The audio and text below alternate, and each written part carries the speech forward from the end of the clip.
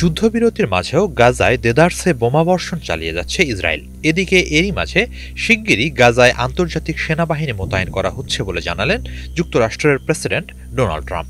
তার বরাত দিয়ে আন্তর্জাতিক গণমাধ্যম আল জাজিরা জানিয়েছে, খুব শিগগিরই এটা হবে। গাজা নিয়ে সবকিছুই ভালোভাবে এগোচ্ছে। খুব শক্তিশালী কয়েকটি দেশ স্বেচ্ছায় এতে অংশ নিতে রাজি হয়েছে বলে জানিয়েছেন তিনি। এদিকে হামাস এখনও নিরস্ত্রীকরণের বিষয়ে কিছু বলেনি। এ অবস্থায় ট্রাম্প বলেন, গাজার আন্তর্জাতিক বাহিনী হামাসের মতো সশস্ত্র সংগঠনগুলো কোনো সমস্যা সৃষ্টি করলে তাও মোকাবেলা করবে। এরই মাঝে এই বাহিনী মোতায়েন নিয়ে আলোচনায় বসতে যাচ্ছে জাতিসংঘ নিরাপত্তা পরিষদের সদস্য দেশগুলো। সেখানে গাজায় 2 বছর মেয়াদী একটি অন্তর্বর্তী প্রশাসন ও আন্তর্জাতিক বাহিনী অনুমোদনের প্রস্তাব তোলা হবে। এই বাহিনীর দায়িত্ব হবে গাজার সাধারণ মানুষের নিরাপত্তা নিশ্চিত করা, সীমান্তের নিয়ন্ত্রণ রাখা এবং ফিলিস্তিনি পুলিশকে প্রশিক্ষণ দেয়া।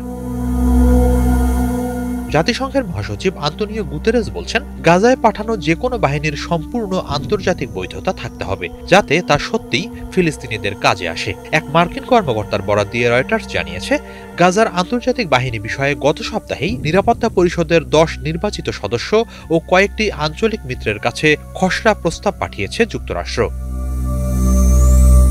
রয়টার্সের তথ্য অনুযায়ী মিশর, কাতার, সংযুক্ত আরব আমিরাত, সৌদি আরব ও তুরস্ক এরই মাঝে এই প্রস্তাব দেখেছে। এতে 20,000 সেনার একটি আন্তর্জাতিক বাহিনী গঠনের কথা বলা হয়েছে, যারা প্রয়োজনে সব ধরনের পদক্ষেপ নিতে পারবে, অর্থাৎ প্রয়োজনে তারা বল প্রয়োগও করতে পারবে। Hamas is a very small part of it, very, very small part.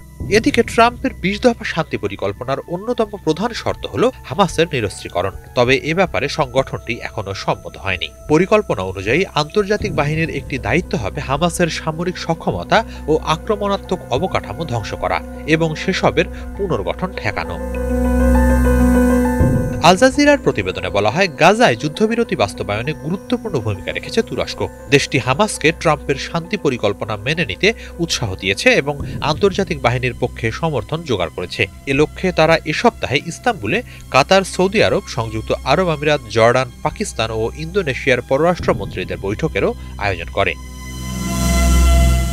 এদিকে ইসরায়েলি প্রধানমন্ত্রী বেনিয়ামিন নেতানিয়াহু ও পররাষ্ট্রমন্ত্রী গিদিয়ন সার স্পষ্ট জানিয়ে দিয়েছেন, গাজায় কোনোভাবেই তুর্কি সেনাদের উপস্থিতি তারা মেনে নেবেন না। ইসরায়েলের চাওয়া ছিল তারাই দীর্ঘ সময়ের জন্য গাজার নিয়ন্ত্রণ নেবে। অন্যদিকে মার্কিন সেন্ট্রাল কমান্ডের প্রধান আগেই জানিয়েছেন, যুক্তরাষ্ট্রের কোনো সেনা গাজায় মোতায়েন করা হবে না। হিজল জোবায়ের, বাংলা ভিশন।